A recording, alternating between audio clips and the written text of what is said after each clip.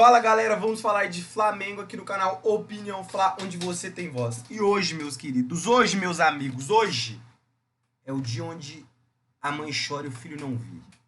Hoje é um dia que poderá ser lembrado tanto para nossa felicidade, tanto para nossa infelicidade.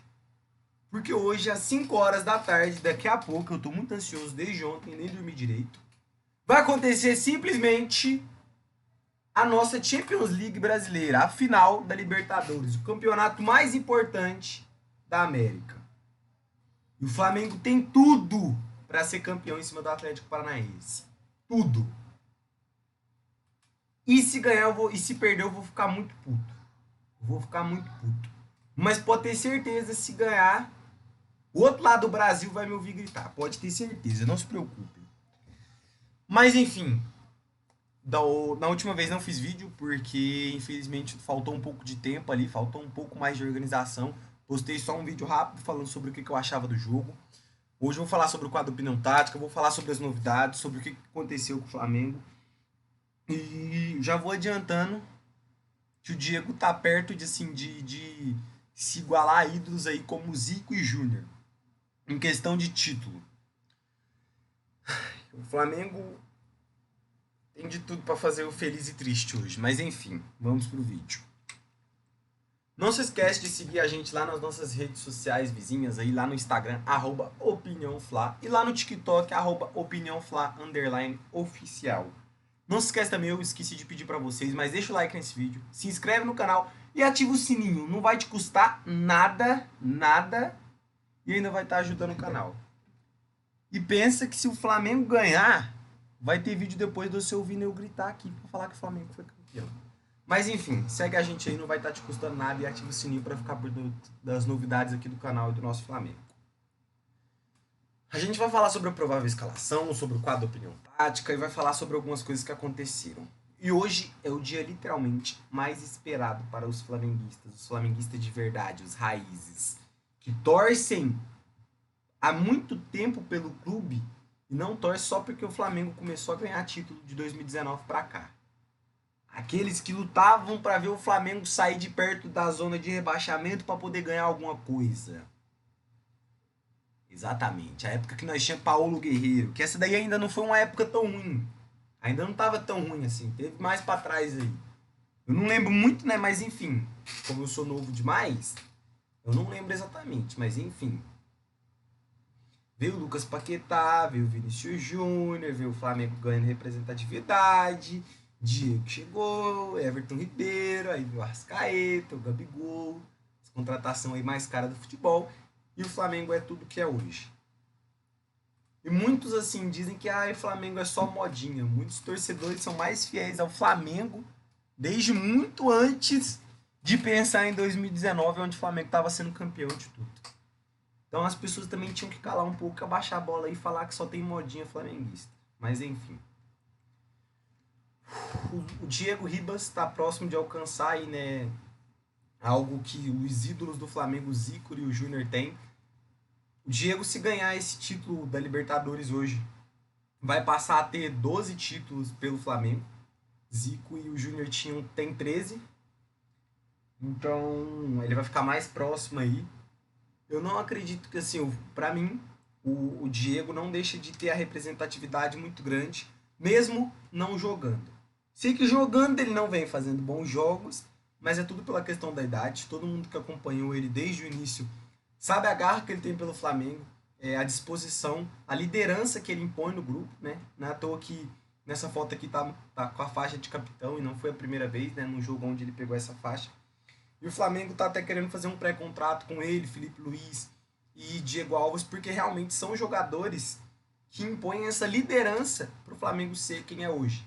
Coloca essa liderança a ponto de chegar ali nos mais novos, né, no João Gomes, no Lázaro, que passou pelo Flamengo, no Vitor Hugo, e falar, é assim, assim, assim, você tem que fazer isso, isso, isso, para você conseguir se desempenhar melhor. Porque eles sabem, eles já viveram, já foram para a Europa, sabem muito bem como é ser novo e não ter a experiência que os outros têm. E eu acredito que isso ajudou muito na evolução de todos eles. Então, para mim, por mais que não venha numa boa fase, não vá poder jogar por mais tempo, Para mim é um ícone assim mais do que importante, tanto para o Flamengo, tanto para o futebol, né? Esses três, Felipe Luiz, Diego Alves e Diego Ribas, realmente tem uma representatividade muito grande para o Flamengo. O Flamengo chega inteiro para essa final. Por que eu digo inteiro? O Flamengo, como já sabemos, né, tem os times para as Copas e os times para o Brasileirão. Ou seja, o Flamengo ele conseguiu manter os seus jogadores principais ali do elenco principal, vamos dizer assim, não é nem elenco principal, é os seus jogadores que têm o maior desempenho e mais confiança do Dorival em 100% pelo fato de que não tiveram que jogar todos os 78 jogos que o Flamengo tem no ano. Ainda falta alguns jogos para terminar o ano, mas o Flamengo já jogou mais da metade, né? Muito mais, já está quase acabando o ano, né? Depois da Libertadores só são alguns jogos. E o Flamengo disputou todos os jogos possíveis no ano, porque disputou todos os jogos e chegou em todas as finais. Ou seja, foi uma coisa difícil, mas o Flamengo realmente chegou inteiro pelo fato de ter esses dois times. Não é à toa que estava optando aí, né, por jogar com o segundo time no Brasileirão, que não era composto por jogadores de baixo nível. Pelo contrário, a gente tinha Marinho, Everton Cebolinha, o próprio Vitor Hugo, Mateuzinho, Ayrton Lucas, Fabrício Bruno, Pablo. O Santos foi o único deles, né, que continuou assim. E mesmo assim, após a oportunidade que foi dada aí, né, pro Hugo e pro Diego Alves, eles se mostraram desempenhados. Mostraram que mesmo se tivesse dado essa oportunidade para eles antes, eu acredito que mesmo assim eles teriam dado conta do recado assim como o Santos deu. Mas o Santos é o único jogador assim, né, que disputou vários jogos em seguida, tirando o outro elenco, tirando os jogadores principais. Mas enfim, realmente o Flamengo chega inteira. E eu acho que o Flamengo tem mais do que obrigação de dar essa alegria para o torcedor para ganhar esse título. Principalmente pelo fato de tudo que a gente já passou, do que a gente já sofreu para ver o Flamengo no nível que está hoje. E o Flamengo, para mim, pode sim ser campeão hoje tranquilo, sem passar muito medo, sem passar muito susto, mas tem que ter aquela emoção, com certeza, aquela emoção ali de chorar um pouquinho. Eu não pensei que a Copa do Brasil fosse ser tão emocionante quanto foi. Eu pensei que a gente faria um gol ali, na emoção, seguraria um pouquinho, quase faria outro, ou faria outro, e a gente seria campeão. Mas a emoção que deu foi algo assim, por mais que tenha sofrido um pouquinho ali, foi muito grande e foi muito bom. Temos que falar do nosso ídolo, né? Não tem como. De verdade, para mim, quem é flamenguista de verdade mesmo, e julga o Gabigol, para mim não é flamenguista, na minha opinião. Porque flamenguista de verdade sabe por tudo que ele já passou aqui no clube, sabe a representatividade que ele tem, tanto em questão de atmosfera, de ser ídolo, né? E conseguir impor esse título de ídolo, como fez contra o Corinthians, né, na final da Copa do Brasil, onde o Flamengo ali tinha acabado de empatar nos pênaltis e sabia que ia para decisão alternadas e precisava do apoio da torcida. Pediu silêncio à torcida do Corinthians e pediu então o aumento do volume, né, dos torcedores do Flamengo. Isso fez mudar totalmente a atmosfera. E é óbvio que qualquer pessoa numa atmosfera daquele tamanho vai ficar sob pressão e com certeza a chance de errar vai ser maior. Então, eu acredito que a decisão ali da Copa do Brasil pode ter sido decidida até vamos dizer, nessa atitude dele de levantar a torcida do Flamengo. Não é à toa, disputou duas finais de Libertadores e nessas duas finais fez 3 gols, ou seja, ele não passou uma final de Libertadores em branco sem marcar. E eu acredito que essa não vai ser diferente, eu acredito que hoje vai ter gol sim do Gabigol. E eu rezo para que isso aconteça e torço. Mas enfim, se não tiver o Flamengo ser campeão, eu com certeza não vou achar ruim. Vai ser bom do mesmo jeito. Mas enfim, eu queria destacar aqui, para mim é ídolo, não tem como discutir sobre isso. E com certeza eu acredito que mesmo não fazendo a função dele que fazia, né, em 2019 ali, ele continua desempenhado e conseguir ajudar o time tanto marcando gols, tanto dando os passes, né, pro Pedro, dando passes importantíssimos já pro Rodinei na linha de fundo. Então, assim, para mim é um jogador que representa com certeza o título de ídolo. Ele, Arrascaeta, o Bruno Henrique são realmente... É porque, assim, ele tem esse espírito, né, de liderança. Por isso que ele é ídolo, assim, pode ser até acima do Arrascaeta. Não é nem pelo futebol que ele demonstra, porque o Arrascaeta realmente, para mim, o futebol dele é melhor do que o Gabigol. Não tem nem como discutir sobre isso. Mas a representatividade que ele consegue ter é muito maior do que a do Arrascaeta. pelo fato de ser ídolo, né? Pelo fato da torcida amar, né? O fato dele poder ser julgado ali e mesmo assim continuar de pé, continuar se mantendo focado em trabalhar e fazer o que faz de melhor, que é gol, realmente para mim é ídolo. Deixa aí nos comentários o que vocês acham sobre isso tudo que eu falei aqui. Não se esquece, deixa o like também, se inscreve no canal e ativa o sininho. E vamos pro nosso quadro agora, nosso quadro Opinião Tática, para falar do final da Libertadores entre Flamengo e Atlético Paranaense. Já somos 1.303 inscritos. Vamos continuar crescendo nesse canal aqui. Falar sobre Flamengo, vocês comentar mais aí, né? Deixar o seu like, compartilhar esse vídeo com seu amigo flamenguista, com seu amigo que não é, para ele ver o que ele acha, para ele ver se realmente o que a gente fala aqui tá certo ou se não tá. Porque esse foi um canal literalmente criado aqui de torcedor para torcedor, pra gente poder comentar não só sobre o Flamengo, mas sim também sobre outros clubes que o Flamengo pode vir a disputar títulos ou pode até mesmo vir a ter como adversários. Isso acontece. Então, não é um canal só de Flamengo, a gente fala sobre Flamengo, mas acaba que não tem como não falar de outros clubes também. E o Atlético Paranaense hoje é um deles. Os jogadores de destaque do Atlético Paranaense são Fernandinho, meia experiente, já passou por vários e vários clubes, né? Jogou na Europa. Vários clubes não. Ele passou pelo Shakhtar Donetsk e o Manchester City. Mas só pela representatividade que esses dois clubes têm, né? Não tem como não falar que ele passou por vários times. Não passou por vários times, mas já jogou a Premier League, já jogou a UEFA Champions League, a FA Clube, Comebol Libertadores, a Copa do Brasileirão, a Copa do Brasil, desculpa, perdão, e o Brasileirão. Todos esses campeonatos, né? E não passou em branco. Ele é um jogador que o Flamengo vai ter que ficar assim muito atento e prestar atenção. Porque, por mais que seja um jogador velho, é um jogador experiente e sabe realmente o que está fazendo em campo. Assim como o Davi Luiz, né, que foi seu companheiro de seleção. Já disputaram títulos aí na Europa também, né, um contra o outro, então se conhecem bem. Outro aí é Terans, tá errado o nome aqui, viu, né, Leonardo Jará não. É o Terans, é o meio uruguaio que, assim, vamos se dizer assim, que ele é o Arrascaeta do Atlético Paranaense. Não tô comparando nenhum dos dois aqui, mas a função deles é um pouco até que parecida. Não tô comparando os dois em nível de futebol nem nada disso. A função que eles fazem é muito parecida, até porque o Atlético Paranaense realmente tem um estilo de jogo parecido com o do Flamengo.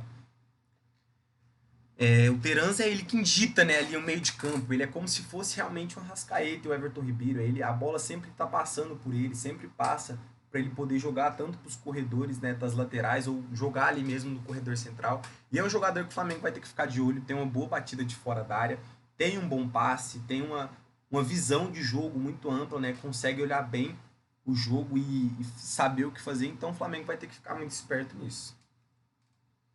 A possível escalação que o Atlético Paranaense vai utilizar é o 4-3-3, ou até mesmo o 4-1-3-2, com o Terans vindo aqui para o meio, né, e o Pablo e o Vitinho um pouco mais avançado. Pode acontecer isso também, mas eu acredito que vai jogar mesmo no 4-3-3. Bento no gol, Pedro e Thiago Heleno, Abner, Kelvin, Eric, Fernandinho, Alex Teixeira, Terans, Pablo e Vitinho. Esse é o possível time que vai enfrentar o Flamengo daqui a pouco.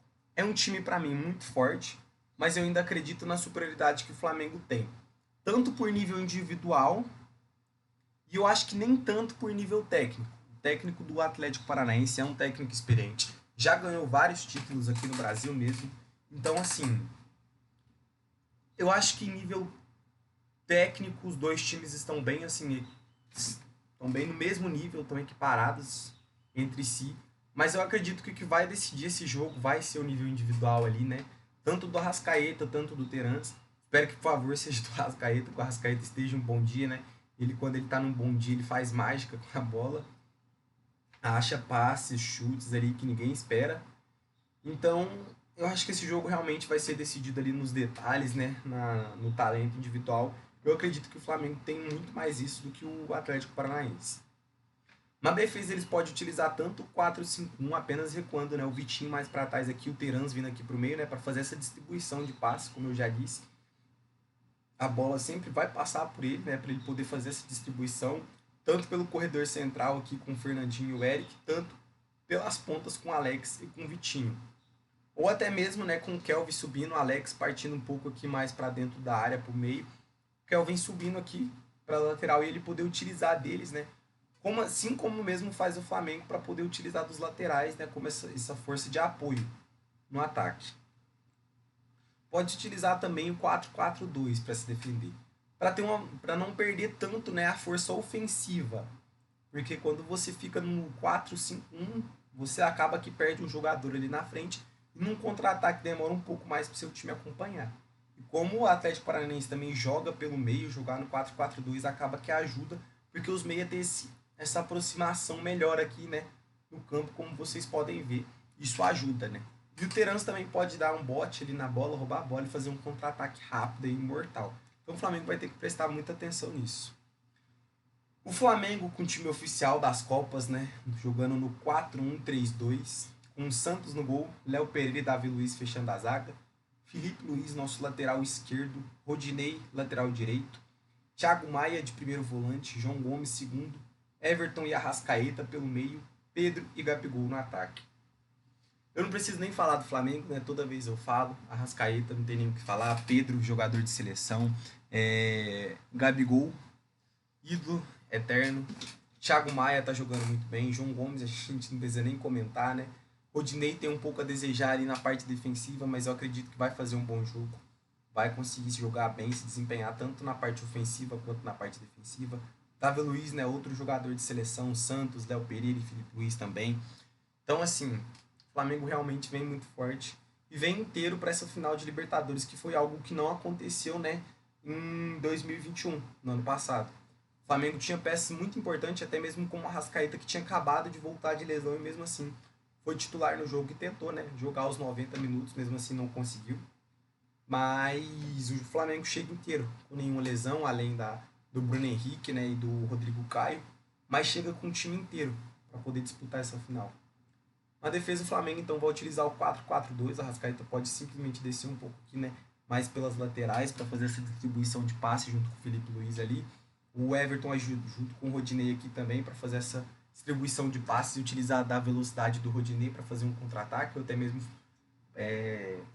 quando tá com a bola poder armar esse ataque.